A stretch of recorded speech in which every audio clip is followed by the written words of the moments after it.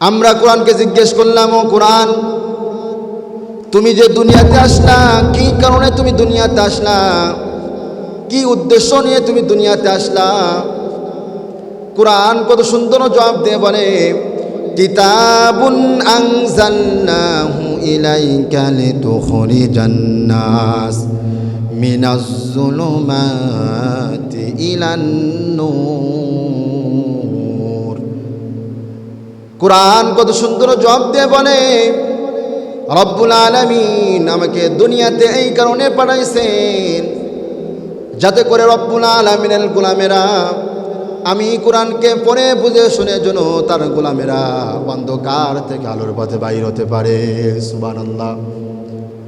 ও প্রিয় তাওহীদি জনতা,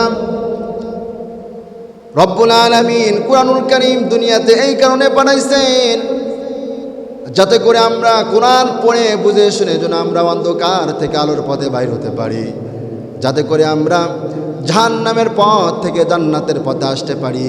এই জন্য রব্বুল আলামিন এই মহাগ্রন্থ আল কোরআনকে দুনিয়াতে আল্লাহ তাআলা পাঠাইছেন। সুবহানাল্লাহ। তবে দুঃখের বিষয় হলো, আজকে আমরা কোরআন পড়ি না, কোরআন বুঝি না, কোরআন অনুযায়ী জীবন পরিচালনা করি না। এমনকি আমার সামনে যারা বসা আছেন, আমরা 90% মানুষ মুসলমান, আমরা কোরআনটা সহি করে পড়তে পারি না। ওয়াক্ত তো দূরের কথা, কোরআনটা দেখে সহি করে পড়তে পারি না। অথচ এই কোরআন না পড়লে কিন্তু মহা ক্ষতি। আবার কোরআন পড়লেও সওয়াব আছে না নাই? এই কোরআন এমন একটি কোরআন, এই কোরআনের ভিতরে একটা মানুষ কি করবে কি করবে না, কোনটা হালাল কোনটা হারাম সব কিছু আছে না নাই? রব্বুল আলামিন কোরআনুল কারীমের ভিতরে এ টু জেড রব্বুল আলামিন বলে দিয়েছেন। এই কোরআন হলো আমাদের গাইডলাইন। কোরআন অনুযায়ী জীবন যদি আমরা পরিচালনা করতে পারি, আমাদের জীবনে বরকত দান করবেন একজন। গলার আওয়াজ বড় করে বলেন, তিনি কে? আল্লাহ তাআলা। এই কোরআন যদি আপনি না পড়েন, আপনার ক্ষতি কি?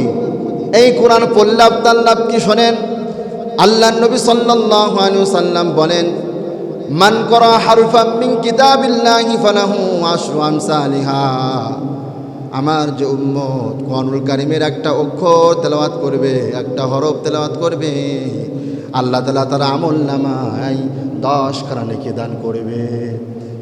এমনটা মনে করো না আলিফ লাম মিম বললাম তোমার আমলনামায় 10টা নেকি দেওয়া হবে, না না না।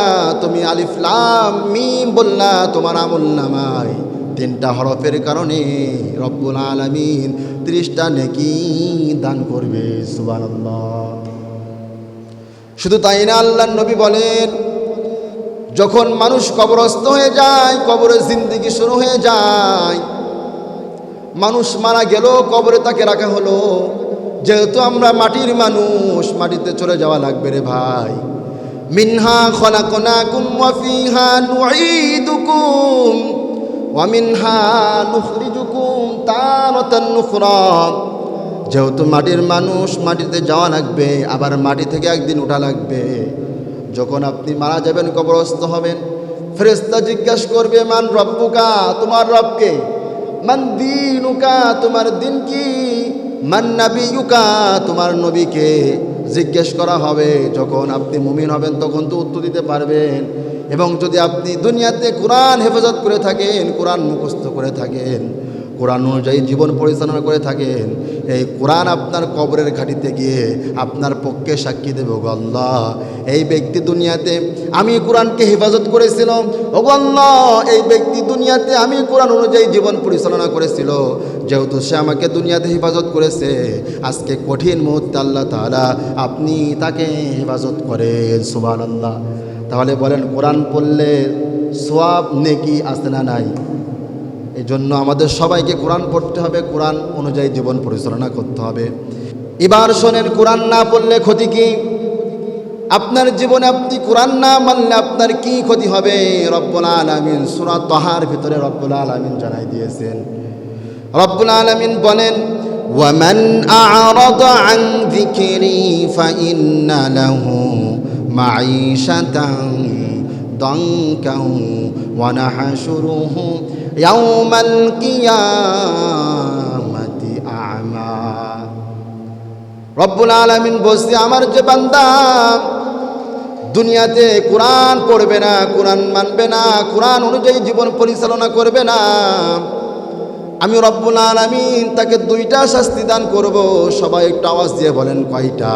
হ্যাঁ, দুইটা।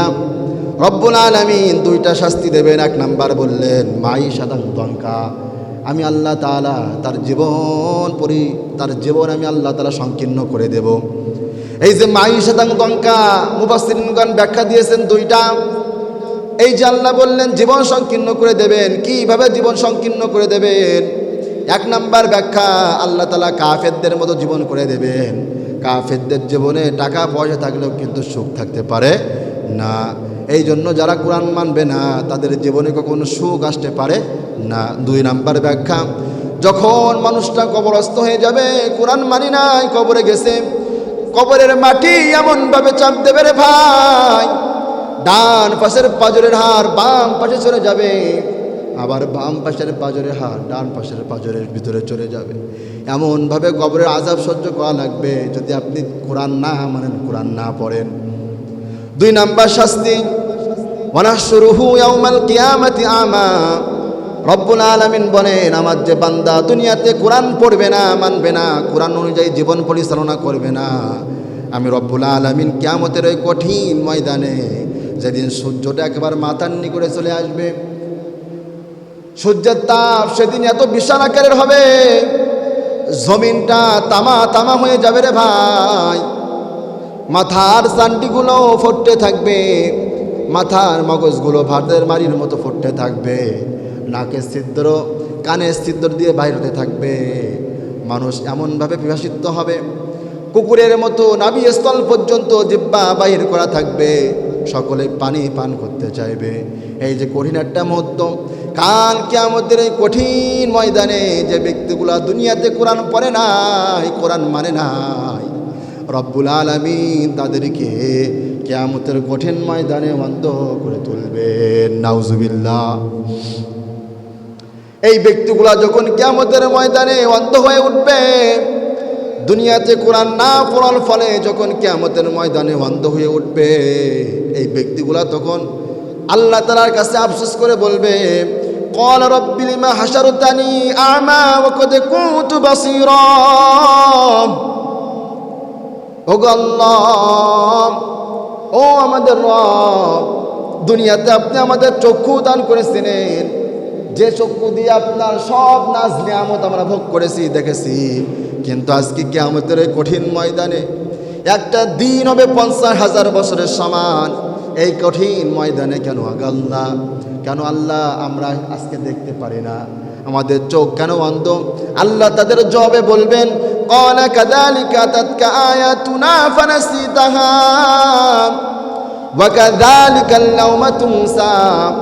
ও আমার বান্দারা, দুনিয়াতে যখন তোমরা ছিলা, আমার কোরআনের দাওয়াত তোমার কাছে গিয়েছিল, দুনিয়াতে একজন আলেম, একজন নবী, একজন আল্লাহওয়ালা ব্যক্তি তোমার কাছে কোরআনের দাওয়াত নিয়ে গিয়েছিল, কিন্তু তুমি কোরআন মানোনি, কোরআন অনুযায়ী জীবন পরিচালনা করোনি, আমার কোরআন তুমি ভুলে গিয়েছিলে। এই কারণে আজ কিয়ামতের এই কঠিন ময়দানে আমি রব্বুল আলামিন তোমাকে ভুলে গেলাম। প্রিয় ভাইরা, যদি কোরআন না মানার ফলে কিয়ামতের দিন আল্লাহ তাআলা আমাদেরকে ভুলে যায়, তাহলে আমাদের অবস্থা কেমন হবে? এই জন্য ওই কিয়ামতের ময়দানে এমন আযাব না পাওয়ার জন্য আমাদের দুনিয়াতে কোরআন পড়ার দরকার আছে না নাই? প্রিয় ভাইরা, আজ থেকে নিয়ত করে ফেলি, আমরা সকলেই কোরআন চর্চা করব এবং কোরআন অনুযায়ী আমাদের জীবন পরিচালনা করব ইনশাআল্লাহ। তাহলে আমরা কোরআন থেকে জানতে পারলাম কোরআন কেন দুনিয়াতে এসেছে, আমাদেরকে অন্ধকার থেকে জাহান্নামের পথ থেকে জান্নাতের পথে নিয়ে আসার জন্য কোরআন দুনিয়াতে এসেছে। এবার আমরা কোরআনকে জিজ্ঞেস করলাম, ও কোরআন, কোরআন তোমার বাসা কোথায়? দুনিয়াতে কোথায় তোমার বাসা, নাকি কোথায় তোমার বাসা? ও কোরআন, তোমার বাসা কোথায়? কোরআন সাথে সাথে জবাব দিয়ে বলে, বাল হুয়া কুরআনুম মাজিদুন ফি লাউহিম মাহফুজ। কোরআন সাথে সাথে জবাব দেয়, ওগো আল্লাহর গোলামেরা, দুনিয়ার কোনো স্থানে আমার বাসা নয়, কোনো পাহাড় পর্বতে আমার বাসা নয়, কোনো রাজপিলার সাথে আমার বাসা নয়, কোনো উঁচু বিল্ডিংয়ে আমার বাসা নয়। আমার বাসা হলো লাউহে মাহফুজে। রব্বুল আলামিন আমাকে লাউহে মাহফুজে লিপিবদ্ধ করে রেখেছেন। সুতরাং দুনিয়া সকল নাস্তিকরা, কাফেররা, মুশরিকরা যদি মিলিত হয়ে আমি কোরআনকে মিটিয়ে দিতে চাই, তারা কখনো আমি কোরআনকে বিলুপ্ত করতে পারবে না। কারণ আমি কোরআনের হেফাজতকারী একজন। গলার আওয়াজ ভরে করে বলেন তিনি কে? আল্লাহ তাআলা।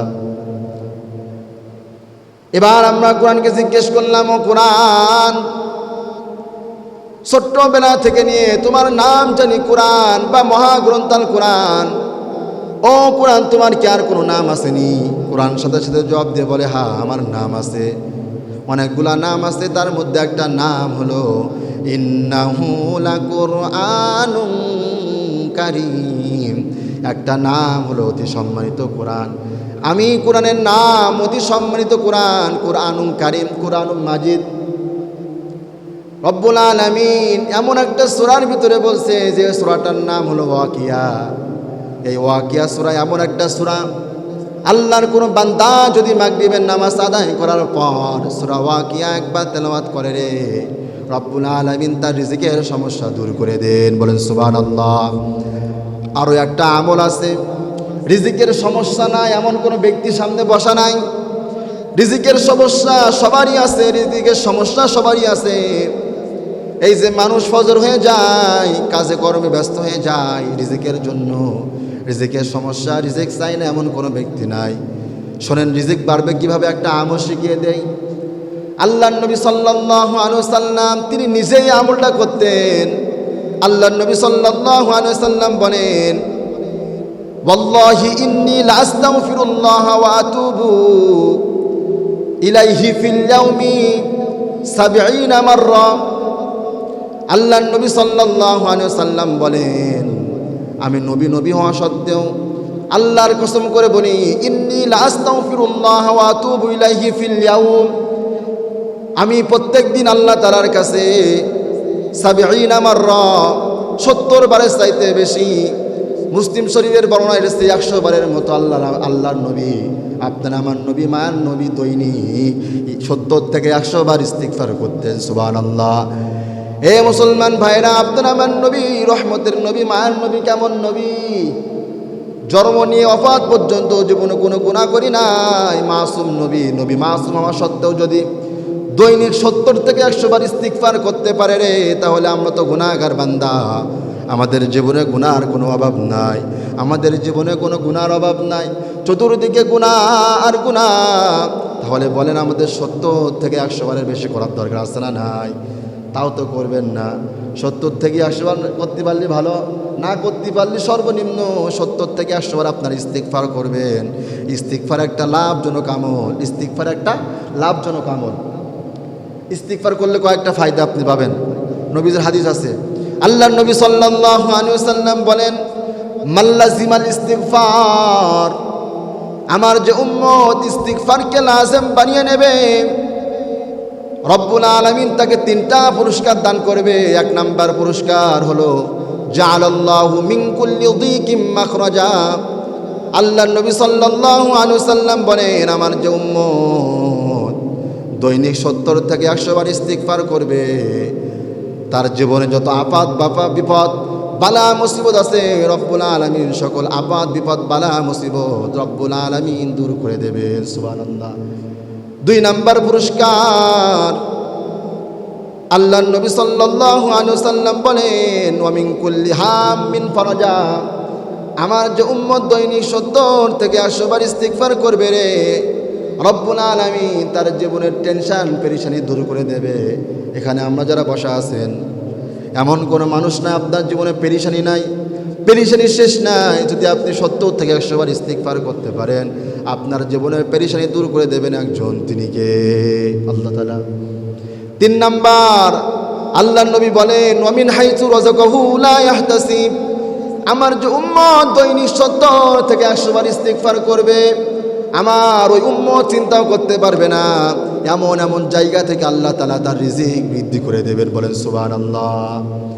অর্থাৎ ইস্তিগফার করলে দেখা যায় দৈনিক 70 থেকে 100 বার ইস্তিগফার করলে দেখা যায় তার জীবনের আপাত ব্যাপার থাকবে না, বালা মুসিবত থাকবে না, তার জীবনের টেনশন পেরেশান থাকবে না, রিজিকের সমস্যাও থাকবে না। আরও একটা স্পেশাল পুরস্কার হলো, যদি কেউ দৈনিক 70 থেকে 100 বার ইস্তিগফার করে, রব্বুল আলামিন তার জীবনের গুনাহ খাতাগুলো মাফ করে দেবেন। সুবহানাল্লাহ। এই জন্য সকলে সর্বনিম্ন দিনে 70 থেকে 100 বার আমরা ইস্তিগফার করবো ইনশাআল্লাহ। 2 মিনিট সময় লাগবে, মাত্র ক মিনিট, 2 মিনিট সময় লাগবে 70 থেকে 100 বার ইস্তিগফার করতে। তাহলে আমরা জানলাম কোরআনের নাম আছে কি, অতি সম্মানিত কোরআন। এবার আমরা কোরআনকে জিজ্ঞেস করলাম, ও কোরআন, তুমি যখন দুনিয়াতে এসেছিলা, তুমি দুনিয়াতে রাতে এসেছিলা নাকি দিনে এসেছিলা? ও কোরআন বলো। কোরআন সাথে সাথে জবাব দিয়ে দেয়। কোরআনুল কারীমের 30 নম্বর পারা সূরাতুল কদরের ভিতরে কোরআন কত সুন্দর করে জবাব দিল, ইন্না আনজালনাহু ফি লাইলাতিল কদর। কোরআন বলে, ও দুনিয়ার মানুষ, রব্বুল আলামিন আমাকে সাধারণ কোনো দিনে নাজিল করে নাই, সাধারণ কোনো রাতেও নাজিল করে নাই। রব্বুল আলামিন আমাকে লাইলাতুল কদর রাত্রে নাজিল করেছে। সুবহানাল্লাহ। আমরা জানলাম কোরআন লাইলাতুল কদরের রাত্রে নাজিল হয়েছে। এই রাতের এত মর্যাদা, খায়রুম মিনাল ফিশার, এই কদরে একটা রাত হলো 1000 মাস থেকে উত্তম। সুবহানাল্লাহ। এবার আমরা কোরআনকে জিজ্ঞেস করলাম, ও কোরআন, তুমি লাইলাতুল কদরে এসেছো আমরা জানলাম, কিন্তু ও কোরআন, আরবি 12টা মাস আছে রব্বুল আলামিন তার কিতাবের ভিতরে উল্লেখ করে দিয়েছেন। এই 12টা মাসের ভিতরে তুমি কোন মাসে আইছো? কোরআন সাথে সাথে জবাব দিয়ে বলে, শাহরু রমাদানাল্লাযী উনজিলা ফীহিল কুরআন হুদাল লিন্নাস। আল্লাহু আকবার। কোরআন বলল, রব্বুল আলামিন আরবি 12টা মাস আছে, এই মাসের মধ্যে শ্রেষ্ঠ মাস রমজান মাস। এই রমজান মাসে রব্বুল আলামিন আমাকে দুনিয়াতে পাঠাইছেন। সুবহানাল্লাহ। এবার আমরা কোরআনকে জিজ্ঞেস করলাম, ও কোরআন, একটু আগেই জানলাম তোমার বাসা লাউহে মাহফুজে ছিল, লাউহে মাহফুজ থেকে তোমাকে দুনিয়াতে কে এসেছে, কিসের মাধ্যমে তুমি দুনিয়াতে এসেছো? কোরআন সাথে সাথে জবাব দিয়ে দিল। কোরআন বলে, নাযালা বিহির রূহুল আমিন, লাউহে মাহফুজ থেকে রূহুল আমিন নামক ফেরেশতা অর্থাৎ জিবরাইল আলাইহিস সালাম আমাকে দুনিয়াতে নিয়ে এসেছেন। বলেন সুবহানাল্লাহ। এবার আমরা কোরআনকে জিজ্ঞেস করলাম, ও কোরআন, দুনিয়াতে এত সকল মানুষ থাকতে তুমি কার উপর নাজিল হয়েছো? নাকি পাহাড়ের উপর নাজিল হয়েছো, নাকি টাহরের উপর নাজিল হয়েছো? কোরআন সাথে সাথে জবাব দিয়ে দিল, والذين آمنوا وعملوا الصالحات وآمنوا بما نزل على محمد। কোরআন বলল, দুনিয়ার কোনো পাহাড়ের উপর নাজিল হয় নাই, দুনিয়ার কোনো টাওয়ারে নাজিল হয় নাই, কোনো এমপি মন্ত্রীর উপর নাজিল হয় নাই। আমি কোরআন নাজিল হয়েছি আখির নবী নবী মুহাম্মদুর রাসূলুল্লাহ সাল্লাল্লাহু আলাইহি ওয়াসাল্লামের উপর। সুবহানাল্লাহ। এবার আমরা কোরআনকে জিজ্ঞেস করলাম, ও কোরআন, আমরা কতই না ভাষা জানি, বাংলা জানি, ইংরেজি জানি, সংস্কৃত জানি, উর্দু জানি, ফার্সি জানি, আরবি জানি, তুমি কোন ভাষায় নাজিল হয়েছো? কোরআন বলে, বিলিসানিন আরাবিয়্যিম মুবিন, আমি কোরআন আরবি ভাষায়, জান্নাতি ভাষায় নাজিল হয়েছি। সুবহানাল্লাহ। এবার আমরা কোরআনকে জিজ্ঞেস করলাম, ও কোরআন, দুনিয়াতে যখন কোনো লেখক কোনো বই বের করে, ওই কাতে বইয়ের শুরুতে অথবা শেষে লিখে দেয়, আমার কিতাবের ভিতরে যদি কোনো ভুল পাও, যদি কোনো ভুল ত্রুটি হয়ে থাকে, এই নাম্বারে ফোন করবা, পরবর্তী সংস্করণে তা ঠিক করে দেওয়া হবে। ও কোরআন, তুমি কেমন? কোরআন, তোমার ভিতরে কি কোনো ভুল আছে? কোরআন সাথে সাথে জবাব দিয়ে বলে, যালিকাল কিতাবু লা রাইবা ফীহি হুদাল লিল মুত্তাকিন। আমি কোরআন এমন একটি কোরআন, আমার ভিতরে ভুল তো দূরের কথা, আমি কোরআনের ভিতরে সন্দেহ করার কোনো অবকাশ নাই, ভুল তো দূরের কথা, সন্দেহ করার কোনো অবকাশ নাই। সুবহানাল্লাহ।